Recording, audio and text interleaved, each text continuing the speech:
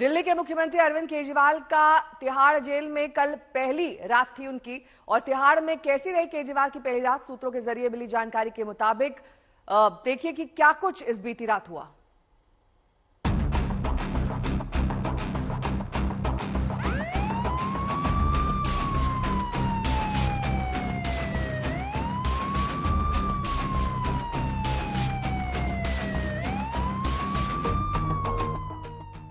तिहाड़ की jail number 2 में मुख्यमंत्री जी बेचैनी में गुजरी पहली रात।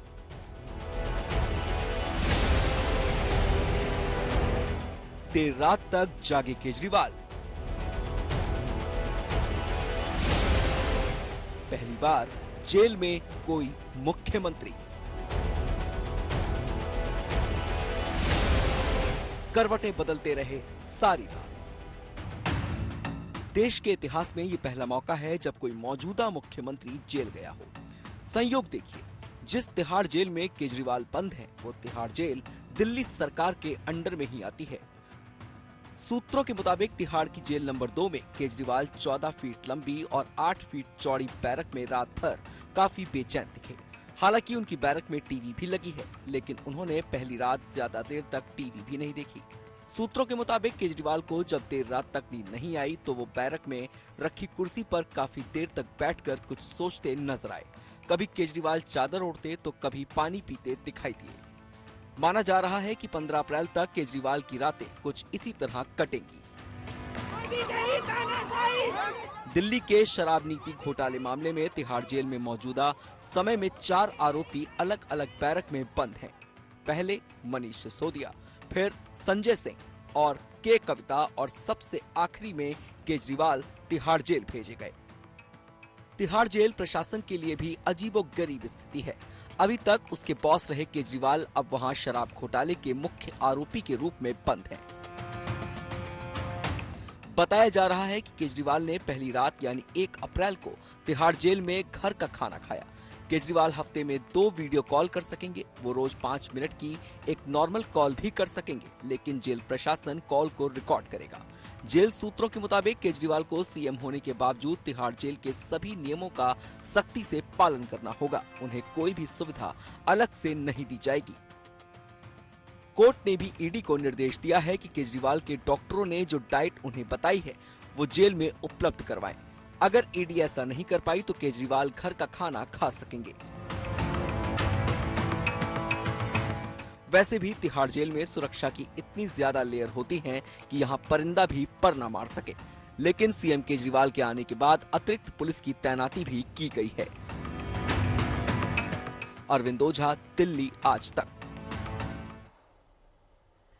मेरे सहयोगी हिमांशु मिश्रा इस वक्त तमाम जेल जानकारी के साथ तिहाड़ जेल के बाहर से जुड़ गए हैं।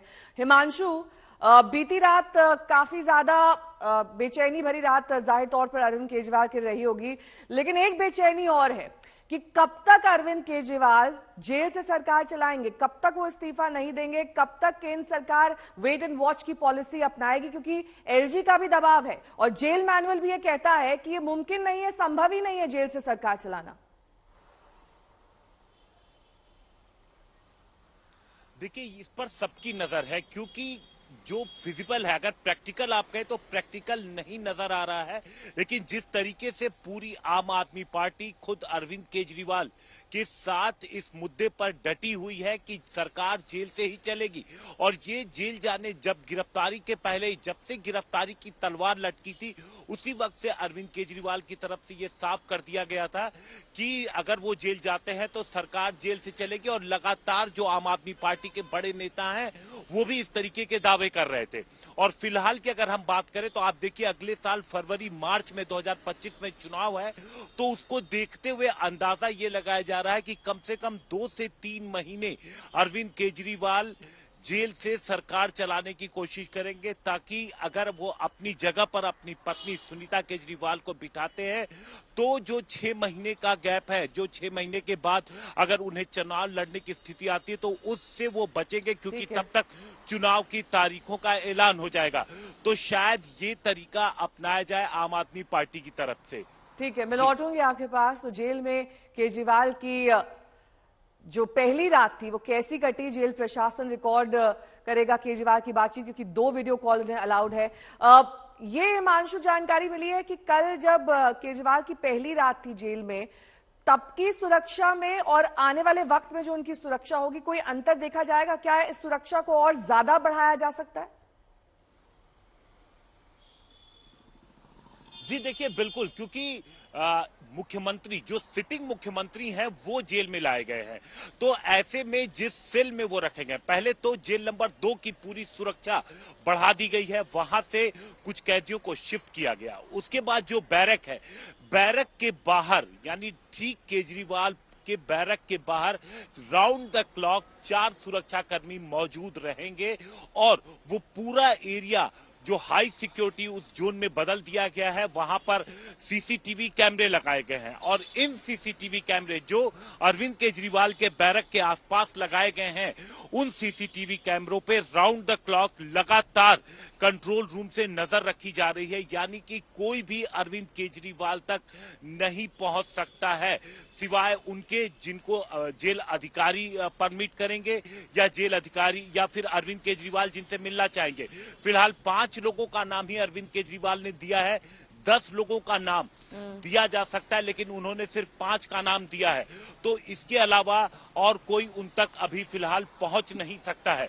और जिस तरीके से अभी देखिए, अभी आने वाले वक्त में उस एरिया में और बदलाव देखने को मिल सकते हैं, क्योंकि मुख्यमंत्री जब अगर अड़े रहते और अंदर से ही सरकार चलाने की जिद करते हैं, तो और ज्यादा सुरक्षा के इंतजाम और नए इंतजाम देखने को जेल में मिल सकते हैं। आपके पास, क्योंकि 15 अप्रैल तक तिहाड़ में ही रहना है अरविंद केजरीवाल को। आम आदमी पार्टी पहले ही साफ कर चुकी है, केजरीवाल इस्तीफा नहीं देंगे, वहीं से सरकार चलाएंगे। लेकिन क्या ये मुमकिन है? क्योंकि जेल के नियमों के मुताबिक ऐसा करना बेहद मुश्किल है। जेल के नियम सख्त होते हैं, लोगों से मिलने जुलने की काफी ज्यादा पाबंदी, नियम और शर्तें होती है। तो आखिरकार बीजेपी इस पर क्या सोचती है? केंद्र सरकार में क्या सोच बन रही है, उस पर हम बातचीत भी करेंगे। लेकिन पहले हम आपको केजरीवाल और उनकी पत्नी सुनीता केजरीवाल के आरोप दिखा देते हैं।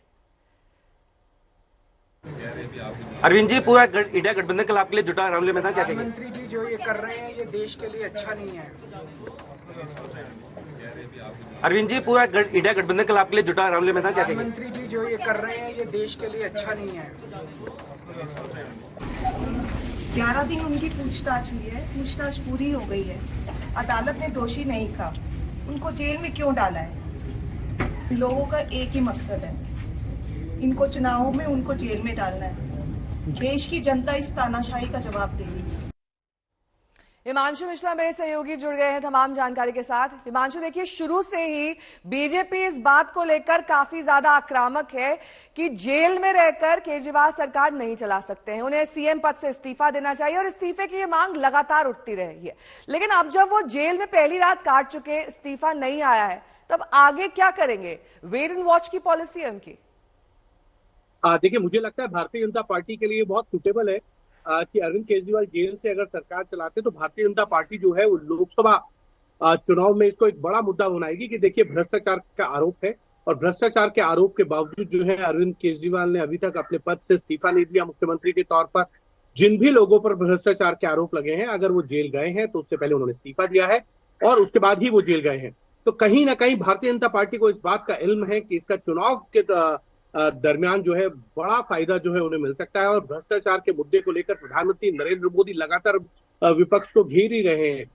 और आज प्रधानमंत्री नरेंद्र मोदी की जो है उत्तराखंड के रुद्रपुर में और राजस्थान के अंदर जो है वो कोटपुतली में एक बड़ी रैलियां 2 अलग अलग हैं, और वहां पर मुझे लगता है कि भारतीय जनता पार्टी की तरफ से प्रधानमंत्री भ्रष्टाचार के मुद्दे पर विपक्ष को घेरेंगे, अरविंद केजरीवाल जेल से सरकार चलाएंगे, भ्रष्टाचार के मुद्दे को लेकर जिन्होंने अपनी आंदोलन खड़ा किया, पार्टी बनाई, और अब वो भ्रष्टाचार के आरोपों में जेल में है। तो भारतीय जनता पार्टी को लगता है कि ये मुद्दा बहुत ही जो है फायदेमंद है, और इसीलिए भारतीय जनता पार्टी इस मुद्दे को लेकर जो है पूरे देश में कैंपेन भी खड़ा कर रही है। और दूसरी तरफ दिल्ली बीजेपी ये चाहती है कि इस मुद्दे को लेकर आम आदमी को घेरा जाए और ये कहा जाए कि इस्तीफा कराया जाए, और पार्टी के अंदर एक तरीके की एक ऊहा-पोह की स्थिति जो है वो खड़ी हो जाए कि अगला मुख्यमंत्री कौन होगा, कि अरविंद केजरीवाल की पत्नी होंगी, सौरभ होंगे, कैलाश गहलोत होंगे, या आतिशी होगी। ये पार्टी के अंदर वो एक डिवीजन चाहते हैं कि इस तरीके की स्थिति बने और विधायकों के अंदर खलबली मचे, और कहीं ना कहीं एक राजनीतिक तौर पर भारतीय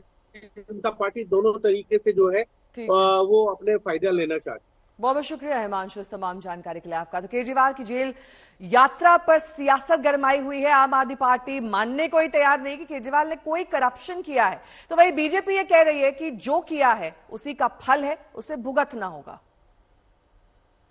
आज हर व्यक्ति जानता है शरद चंद्र रेड्डी जो इस केस का प्राइम एक्यूज था, उससे भाजपा ने, मिस्टर मोदी ने डील किया। कहा कि भैया क्योंकि उसके पहले 6 स्टेटमेंट्स में केजरीवाल जी का नाम कहीं नहीं है, 6 महीना जेल में रखा, उसके मनोबल को तोड़ा और कहा एक ही तरीका है तुम्हारा निकलने का यहाँ से। पहली बात, तू हमें वसूली में दे 60 करोड़ रुपया, 60 करोड़ रुपया उससे लिया।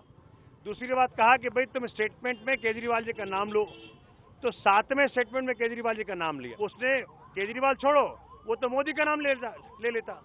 आज कोई भी व्यक्ति जानता है किसी को जेल में रख करके उसका मनोबल तोड़ के किसी का नाम उसे लिखवा लो। सबके मन में एक लाइन चल रही है कि ईमानदारी की होती जो आदत तुम्हारी, तो तिहाड़ तक न जाती ये यात्रा तुम्हारी। लेकिन कुछ बातें बहुत इंटरेस्टिंग है जो दिल्ली को जानना चाहिए। अरविंद केजरीवाल से जब जांच एजेंसियों ने पूछा कि आपका मोबाइल कहां है, तो बोलते हमें याद नहीं है। मेरे दिल्ली के भाई बहन, अपना मोबाइल कहां है यह भी भूला जा सकता है क्या? और जो मोबाइल उन्होंने उपलब्ध कराया, बोलते हैं उसका हमें पासवर्ड नहीं याद।